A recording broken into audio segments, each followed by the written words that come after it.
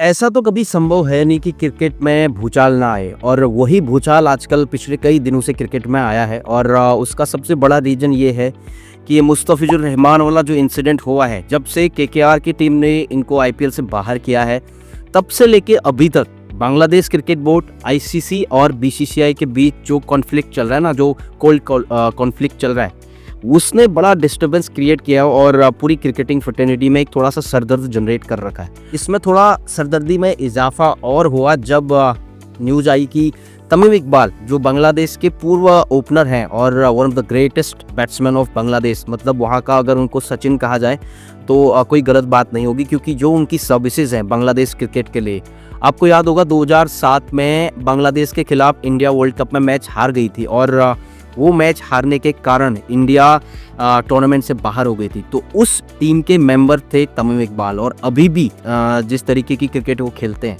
वो लाजवाब है। तो उन्होंने अपने बोर्ड को, बांग्लादेशी क्रिकेट बोर्ड को ये कहा कि भाई आप जो बातें कर रहे हो कि हम अपनी टीम को इंडिया में नहीं भेजेंगे क्योंकि हमको सिक्योरिटी कंसर्न्स हैं इंडिया में, या जो ब्ला ब्ला, अब बांग्लादेशी क्रिकेट बोर्ड ये चाहती है कि उनकी टीम जो वर्ल्ड कप है 2026 का T20 वाला, वो श्रीलंका में खेले, मतलब वो इंडिया में अपनी टीम को नहीं भेजना चाहते।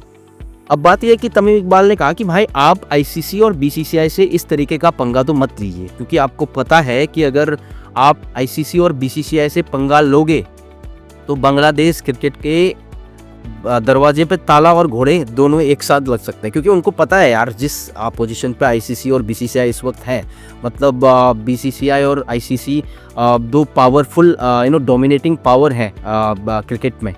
तो तमीम इकबाल का बिल्कुल सही कहना है, क्योंकि उन्होंने अपने देश को सर्व किया है क्रिकेट में। वो जानते हैं कि अगर इनसे पंगा लेंगे तो कहीं ना कहीं हमारा फ्यूचर खराब हो सकता है। तो तमीम इकबाल के इस स्टेटमेंट से बांग्लादेश क्रिकेट बोर्ड के जो फाइनेंस कमेटी के जो मेंबर हैं नजमुल, उन्होंने कहा कि ये तो भाई ये तमीम इकबाल जो है वो इंडिया का एजेंट है, ये इंडिया का एजेंट बन के काम कर रहा है, पहले भी ये यही काम करते आया।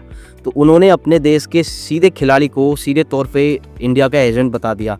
तो यहाँ से बांग्लादेश क्रिकेट में और पूरी मीडिया में हलचल शुरू हो गई कि यार बांग्लादेश के अंदर ही लोग बटे हैं, मतलब एक दूसरे की बात नहीं मान रहे। अब तमीम इकबाल ने जो स्टेटमेंट दिया था वो भी बिल्कुल सही था, और बांग्लादेश अपनी इंटीग्रिटी को और अपनी डिग्निटी को मेंटेन करना चाहती है, क्योंकि उनको पता है यार हमारे खिलाड़ी को जिस तरीके से उन्होंने आईपीएल से बाहर निकाला, हम नहीं खेलना चाहते, हम जाकर बिल्कुल भी नहीं खेलेंगे इंडिया के अंदर, क्योंकि वो डिग्निटी मेंटेन वाली बात आ जाती है ना। तो अपने खिलाड़ी को इंडिया का उन्होंने एजेंट बता दिया। तो वहाँ से बांग्लादेशी क्रिकेटर्स हैं और बांग्लादेश के जो ऑफिशियल्स हैं या मीडिया है, वो भी दो धड़ों में बट गई कि यार इस तरीके से आप कैसे बोल सकते हो, जो इतना ग्रेट प्लेयर रहा है अपनी टीम के लिए और जिन्होंने इतनी सर्विस दी है एज अ क्रिकेटर बांग्लादेश को, उसके लिए आप ऐसे शब्दों का इस्तेमाल कैसे कर सकते हैं।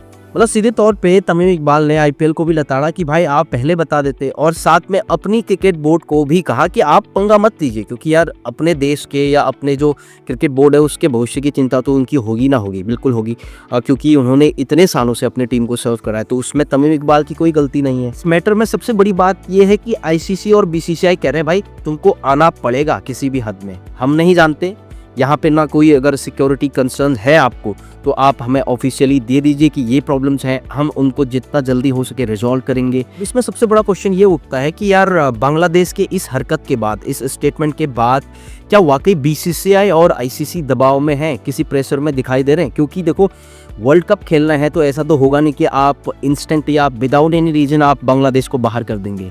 आप इससे पहले पाकिस्तान के साथ भी जितनी बार कॉन्फ्लिक्ट हुआ है, कॉन्फ्लिक्ट के बाद हमको उनको एक हाइब्रिड मॉडल पे ले जाना पड़ा और किसी तीसरे देश में जाकर क्रिकेट खेलनी पड़ी उनके साथ। और 2023 में पाकिस्तानी टीम इंडिया आई थी, लेकिन उसके बाद जो भी टूर्नामेंट हुए हैं चाहे वो पाकिस्तान के अंदर होने थे, हमें वो हाइब्रिड मॉडल तैयार करना पड़ा। उसके बाद उन मैचेस को हमको दुबई में जाके खेलना पड़ा। तो ये चीज़ क्या बांग्लादेश के साथ भी किया जा सकता है? लेकिन सबसे बड़ा क्वेश्चन साथ में ये भी उठता है कि यार बांग्लादेश के साथ इतना बड़ा इशू तो है नहीं कि पाकिस्तान के साथ जैसा हमारा, जैसे पाकिस्तान के साथ बॉर्डर पे हमें इश्यूज़ हो रही है, वहाँ पे कॉन्फ्लिक्ट चल रहा है, रोज़ लड़ाइयाँ हो रही हैं, तो उसमें सिक्योरिटी कंसर्न्स होती हैं, चाहे इंडियन टीम उनके यहाँ ट्रैवल करे या पाकिस्तानी टीम इंडिया के अंदर ट्रैवल करे। लेकिन बांग्लादेश के साथ इस तरीके की कोई बात नहीं है। बांग्लादेश के साथ सबसे बड़ी प्रॉब्लम जो है वो ईगो क्लैश है। अब उनके खिलाड़ी को आईपीएल में बाहर करना उनके लिए सबसे बड़े ईगो का क्वेश्चन बना हुआ है इस टाइम। और वो जो डिग्निटी वाली बात जो उनके लोग कर रहे हैं इस वक्त बांग्लादेश के, अब वो कितना जायज़ है वो देखना पड़ेगा। लेकिन बीसीसीआई और आईसीसी अपने स्टेटमेंट पे अडिग हैं कि भाई आप या तो जो भी आपको सिक्योरिटी कंसर्न्स हैं उनको हमें ऑफिशियली बता दीजिए, हम उनको रिजॉल्व करेंगे, या आप इंडिया के अंदर आके आपको खेलना ही पड़ेगा, दूसरा कोई चारा नहीं है भाई। लेकिन एक बात है कि मुस्तफिजुर रहमान को जो हमने आईपीएल से बाहर किया, और कर भी क्या सकते थे, इंडिया के पास कोई दूसरा चारा भी नहीं था यार। जिस तरीके से बांग्लादेश में माइनॉरिटीज़ पे, हिंदूज पे जिस तरीके से वहाँ पर कत्लेआम मचाया जा रहा है, लोगों को जिंदा जलाया जा रहा है, तो उस देश का खिलाड़ी भारत में आके, मतलब इंडियन प्रीमियर लीग में बांग्लादेश से एक प्लेयर आता है जहाँ पर इतनी घटनाएं हो रही हैं, और यहाँ पे पॉसिबल तो नहीं हो पाता कि हम उसको अप्रिशिएट करें या उसके साथ सेल्फी लें या उसको चेयर करें ग्राउंड के अंदर। तो वो चीज़ होना बिल्कुल लाजमी था। अब क्या हुआ, किस तरीके से उसको बाहर किया गया, या पहले ही ड्राफ्ट में इस तरीके से बांग्लादेशी प्लेयर्स को आने में क्यों दिया गया, ये अलग क्वेश्चंस हैं। लेकिन एक सेंटिमेंट होता है, एक पब्लिक सेंटिमेंट होता है। बीसीसीआई और जो भारत की सरकार थी वो उसी पब्लिक सेंटिमेंट के साथ गई और उस प्लेयर को बाहर करा। लेकिन बांग्लादेश इस चीज़ को समझ नहीं रहा है। अब हो सकता है कि यार हम लोग एज एन इंडियन अपने पॉइंट ऑफ व्यू से सोच रहे हैं और बांग्लादेश के जो लोग हैं वो अपने पॉइंट ऑफ व्यू से सोच रहे हैं। सबसे बड़ी बात यह है कि जो आईसीसी है वो किस पॉइंट ऑफ व्यू से सोचता है। जिस तरीके से अभी तक का जो रवैया है आईसीसी का कि बांग्लादेश को भारत में आके खेलना पड़ेगा, दूसरा कोई चारा नहीं है।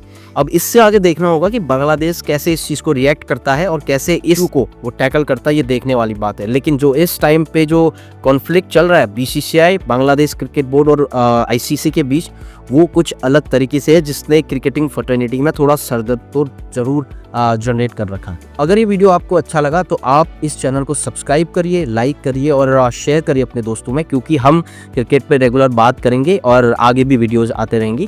Thank you so much.